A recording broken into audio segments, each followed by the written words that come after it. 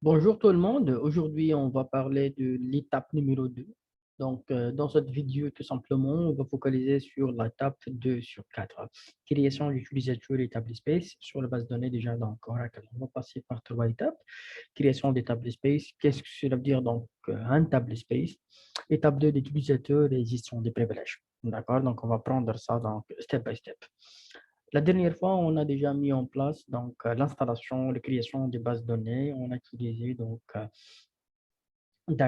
Oracle Unix, la version base de données Oracle, c'est 19 déjà point 3.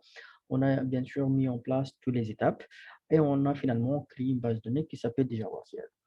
On peut utiliser tout simplement une commande qui s'appelle PS, c'est la commande Unix, pour lister des process. D'accord.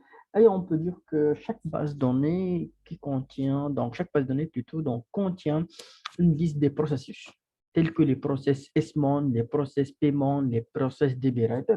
Donc, juste, je vais vérifier, grep SMON. On peut voir que déjà, il y a un process en cours d'exécution. On l'a démarré avec l'utilisateur déjà Oracle qui s'appelle Aura SMON ORCL. Donc, on peut dire que j'ai une instance, elle est en cours d'exécution qui s'appelle ORCL. Juste, c'est une vérification très basique, très simple, une vérification réflexe système Linux. D'accord? Mais nous, en tant que Debian, on a un fichier qui s'appelle Oracle Table. On peut lister, bien sûr, liste des bases de données qui sont déjà créées, un fichier qui existe simplement sous slash etc qui s'appelle Oracle Table. Si vous avez installé un installeur DBCA tout simplement, vous allez, l'outil va ajouter tout simplement une ligne qui contient le nom de l'instance, tout simplement. D'accord.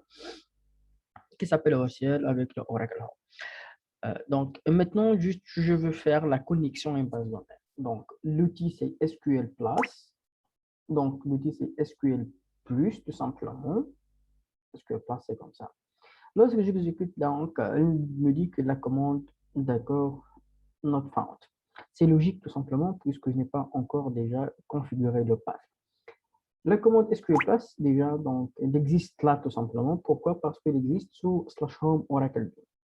Donc, j'ai besoin de quoi? J'ai besoin tout simplement de configurer, d'accord, soit le path ou bien le ./SQL Plus.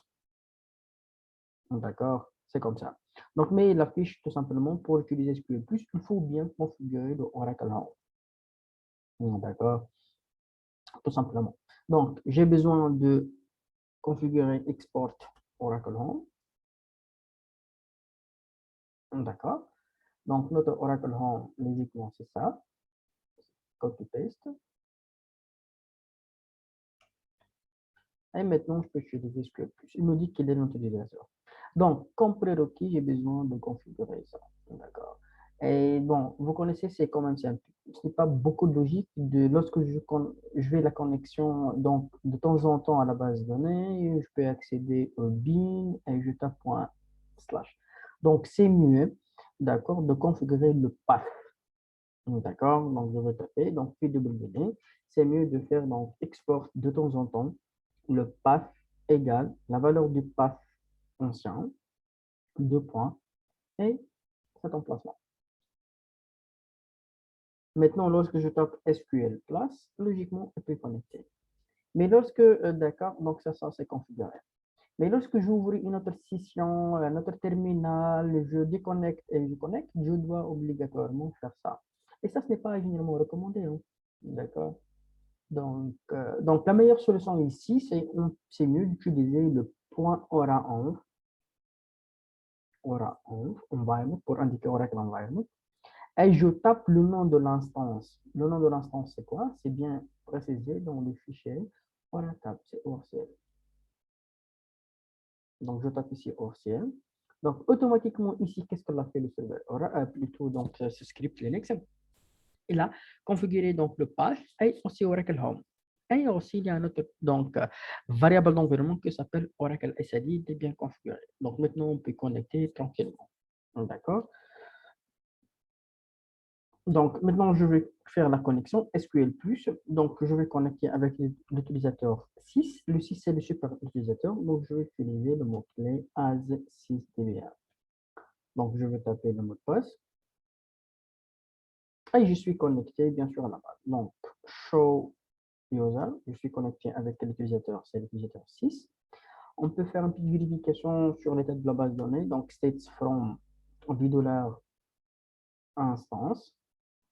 Donc, ici, ce qu'on appelle le $, ce sont des vues dynamiques de performance qui commencent par $, dynamique de performance, parce que relative à l'état de la base de données, au niveau de la base de données, d'accord, on peut voir différents status. On peut avoir le status started, ou bien le status mount, ou bien open. D'accord? C'est pourquoi on appelle donc vue dynamique de performance, parce que les valeurs qui est d'accord donc ne sont pas toujours fixes. Tout simplement relatives au état de la base de données, tout simplement.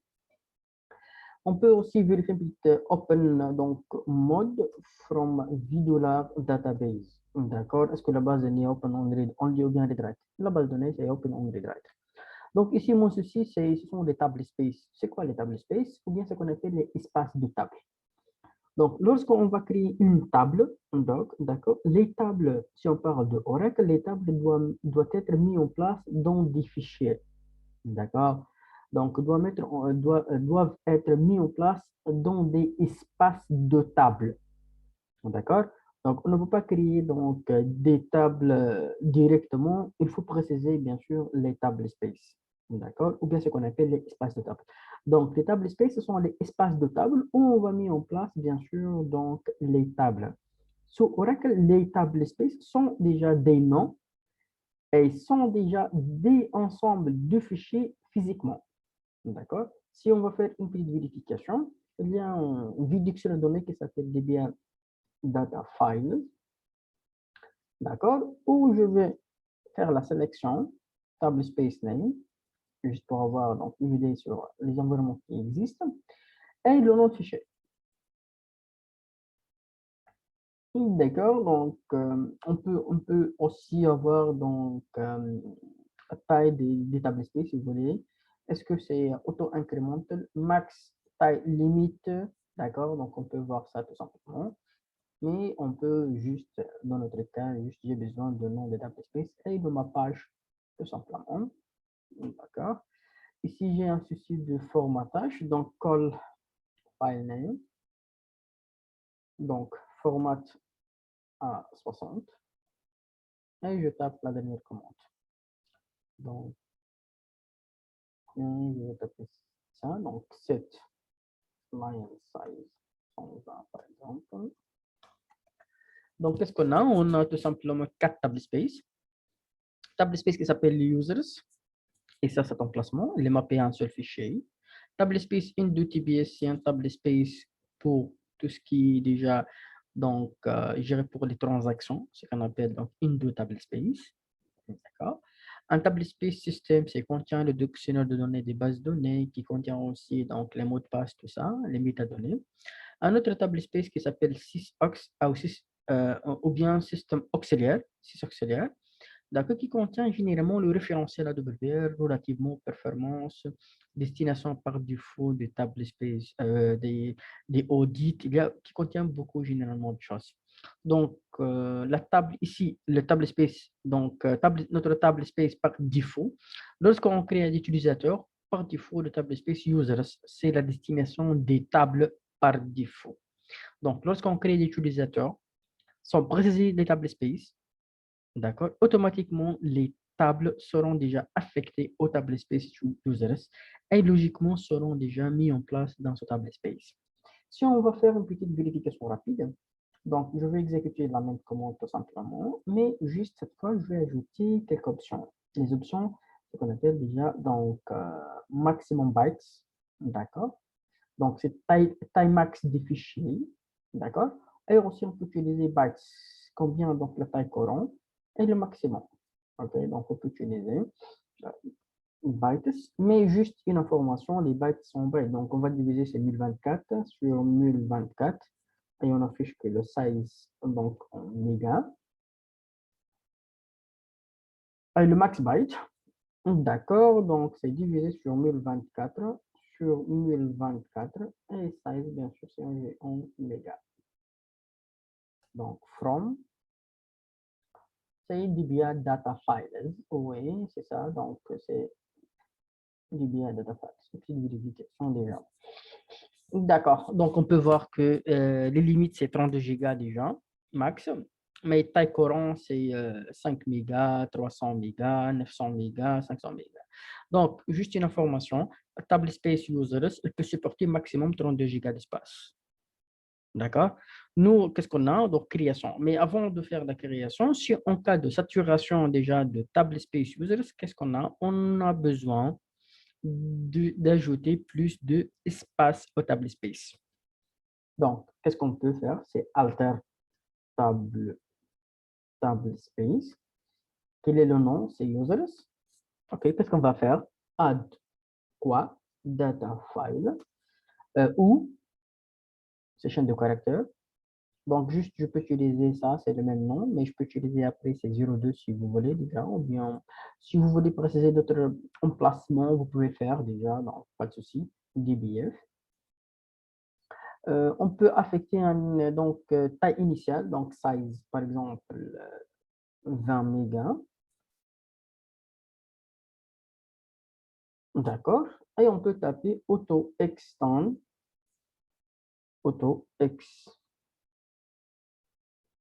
on, c'est-à-dire jusqu'à la saturation.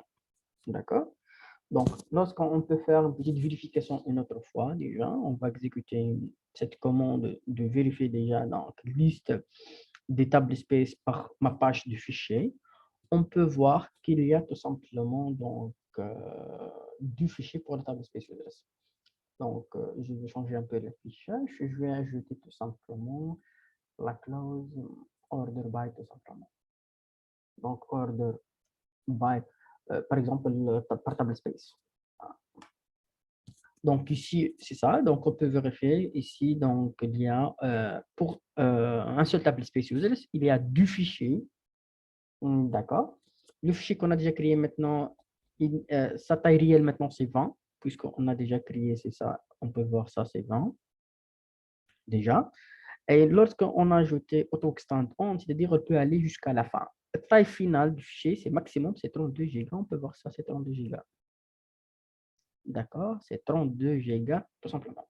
Si on veut augmenter la table space, on peut ajouter d'autres fichiers. C'est simple.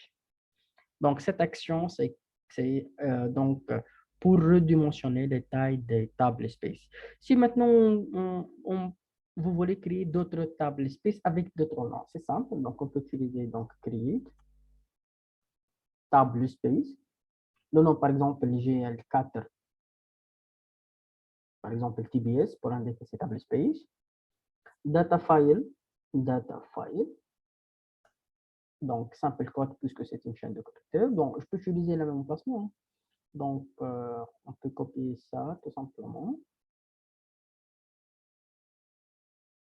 Donc, je vais utiliser donc, GL4 TBS, 01 pour indiquer cette fichier numéro 1, DBF pour indiquer database file. Je peux utiliser size, c'est 100 mégas par exemple. Et donc, je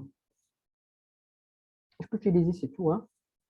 Donc, si vous voulez laisser le serveur là, il augmente la taille directement avec le token on jusqu'à 32 gigas, ou bien si vous voulez juste 100 mégas maximum, on peut utiliser comme ça. Donc, dans ce cas, tout simplement, donc, la taille du fichier ne dépasse pas tout simplement donc, 100 mégas, tout simplement.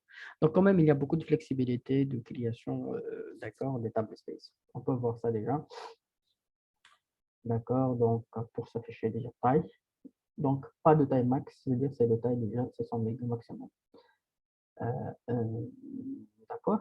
Mais bon, on peut changer ça. On peut changer state de ce fichier après avec les alter déjà, donc data file, on peut changer ça sans 1 giga, 2 giga. Donc, il y a beaucoup, beaucoup donc, de flexibilité. Donc, on a vu c'est comment créer, bien sûr, les tables space. Maintenant, on va passer à l'étape numéro 2, c'est création d'utilisateur. Création d'utilisateur. D'accord. Donc, donc c'est la commande create user. Le nom, c'est par exemple user01. D'accord. Donc, quel est son mot de passe? C'est identified by. Par exemple, c'est Oracle, ou bien identifié par GL4, comme exemple. On a créé l'utilisateur. On peut utiliser un autre create user, un autre utilisateur qui s'appelle par exemple GL4, identified by GL4. D'accord? Mais je vais utiliser default table space, c'est GL4 TBS, quand ça veut dire.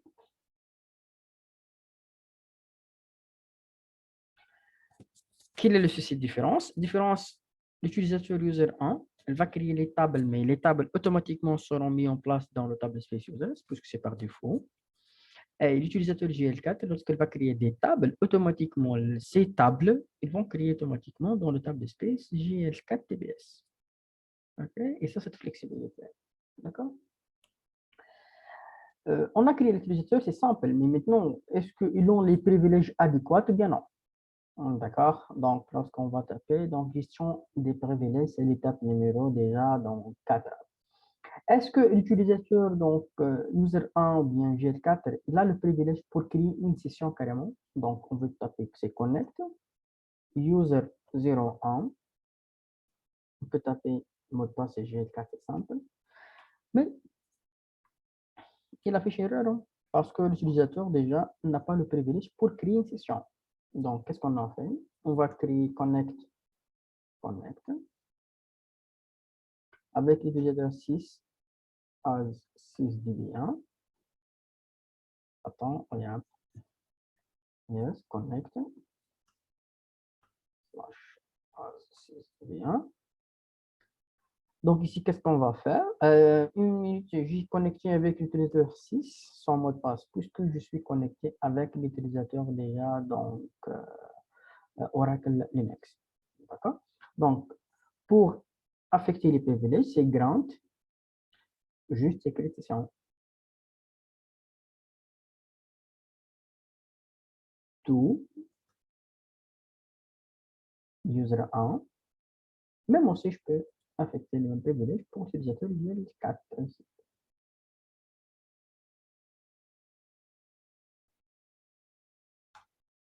Très bien. Maintenant, je peux utiliser connect user 01. Je peux taper directement le mot de passe ici. GL4, c'est un exemple. Oh, je suis connecté. Donc, pour vérifier ça, je suis sur user.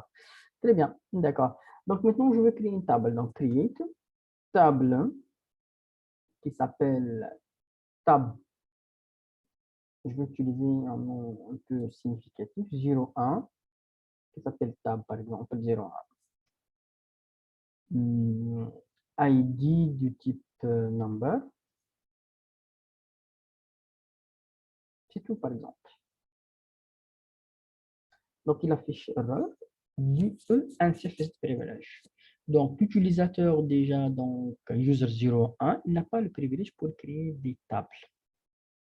D'accord? Donc, il faut bien affecter les privilèges. Donc, côté Oracle, il faut bien sûr gérer les privilèges dès le début. D'accord? Donc, lorsqu'on crée un utilisateur vierge dès le début, d'accord?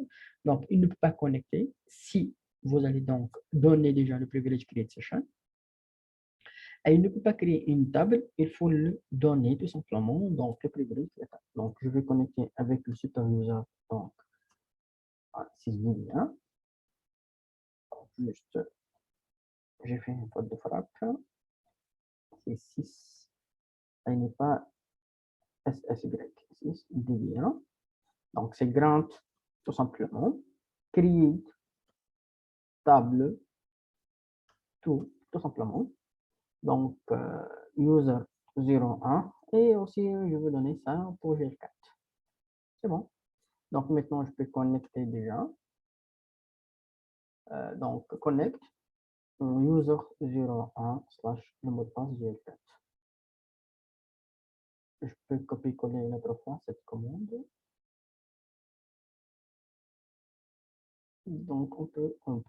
C'est bon, c'est la table, c'est déjà créée. La table, c'est qui s'appelle user 01 table 01. OK? Même aussi, donc, je vais connecter avec l'utilisateur GL4. D'accord? Avec le mot de passe GL4, tout simplement. Non, c'est connect GL4 et le mot de passe c'est GL4. C'est connect. J'ai toujours donc ceci ici avec le connect. Hein. Ok, je vais créer notre table qui s'appelle GL4 tab 01. Bon, je peux dire name du type varchar. Varchar déjà 2, 20 caractères par exemple. C'est ça. D'accord. Donc on a créé ça tout simplement. Donc maintenant je vais faire une petite vérification rapide. Slash connect, mon Dieu, slash al6db1. Donc desk db1 tables. Où je vais lister les tables. Donc select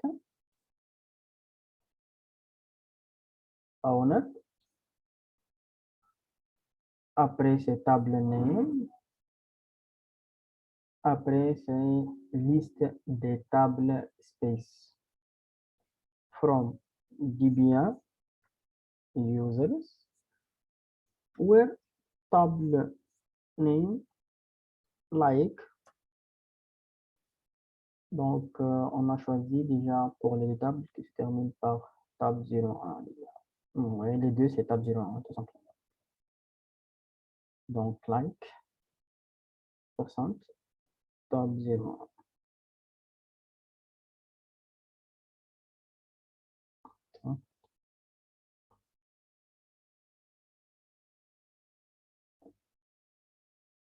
Une minute, on a donc where table name.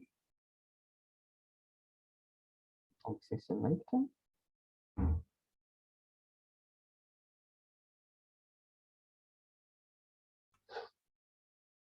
Table name. Non, c'est. Ah mon Dieu. En faute de frappe, c'est db1 tables. On fait de temps en temps dans quelques heures, mais c'est ça, ouais. Point virgule. Donc ici, donc j'ai oublié le simple code. Ouais, c'est bon. Donc on peut lister déjà ça. Donc juste je vais faire une petite organisation. Donc call on. Donc format 1 20 colonne table name format même aussi donc c'est en 20 caractères et tab slash pour afficher le reste. Donc on peut voir que l'utilisateur user 1, la table qui est déjà créée c'est par défaut to users. Et pour l'utilisateur GL4, la table GL4 est par défaut c'est GL4 TBS. Pourquoi? Parce que tout simplement, durant la création de l'utilisateur GL4, j'ai précisé que la table space, que le table space par défaut c'est GL4 TBS pour l'utilisateur GL4. D'accord? Donc, et on a tout simplement géré ces soucis donc, durant la création des utilisateurs tout simplement. Maintenant, on va faire donc une insertion. Donc, je vais connect user 01 slash et le mot de passe c'est GL4 comme exemple tout simplement. Maintenant, on va faire insert into. C'est quoi? C'est la table qui s'appelle user 01 tab 01 values. C'est la valeur 1. Il affiche donc notre erreur, c'est logique. Hein, il affiche qu'il ne peut pas insérer une ligne, même la valeur donc 1, tout simplement parce que nous n'avons pas les privilèges sur le table space. Pour afficher les privilèges sur le table space, il faut donner des quotas, soit une valeur bien déterminée de quota, ou bien un limited table space. Donc, je vais connecter avec le supervisor. D'accord. Toujours, c'est connect, c'est ça. C'est un 6dba déjà. Donc, grant. Donc ici, on peut utiliser bien sûr donc tout simplement deux approches. Ok, donc on peut utiliser un limited table space, tout par exemple GL4. grant unlimited, j'ai oublié la lettre T, table space to GL4, tout simplement. Même aussi, je peux par exemple affecter des quotas bien déterminés. Ici, l'utilisateur GL4, il peut utiliser un limited table space. Unlimited table space. Donc, on peut utiliser donc, presque la totalité, ou bien, d'accord, donc on peut utiliser pas de limite d'espace. Même aussi, je peux utiliser le quota. Donc, je peux utiliser une autre commande alter user qui s'appelle user, d'accord, 01. Je peux affecter, donc je peux dire c'est quota, par exemple 10 mégas on table space, on table space, d'accord, on table space others. On table space, attends une minute, c'est alter, ouais, on juste directement others tout simplement, sans précision le mot-clé table space. C'est ça. Donc, on peut affecter grant unlimited table space, comme on peut ajouter, par exemple, des quotas avec notre syntaxe. Quota 10 mégas, par exemple. Maintenant, on peut faire des tests. Connect, donc, GL4, slash GL4 déjà. Insert into. Notre table, le nom de la table, c'est GL4. OK. Values. Bonjour. Bonjour, GL4.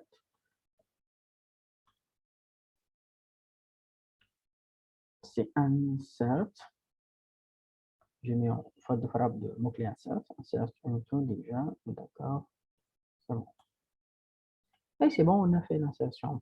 Donc, une petite récap pour utiliser bien sûr donc, vos données avec, donc, si vous avez beaucoup de données, il faut bien créer les tables space et il faut bien redimensionner les tables space si vous avez déjà. Il faut bien créer l'utilisateur et il faut bien affecter les privilèges adéquats, bien sûr. D'accord? Donc, on a vu comment créer l'utilisateur, comment créer les tables space, comment augmenter la taille d'un table space qui déjà existe, comment affecter les privilèges, donc connect ou bien create session, d'accord? Comment déjà affecter le privilège système create table, tout simplement. Même si on a vu comment faire l'insertion, mais on a reçu des erreurs côté dans gestion des privilèges, dû donc au problème de configuration des quotas, tout simplement. D'accord? Problème donc des quotas, tout simplement. D'accord, donc on a vu c'est comment affecter les quotas. Soit on peut utiliser donc unlimited table space, ou bien on peut affecter des quotas bien déterminés, par exemple de 10 mégas, comme on a vu déjà. D'accord? Et on peut dire qu'on a terminé donc la partie 2 sur 4, création d'utilisateurs et création des table space.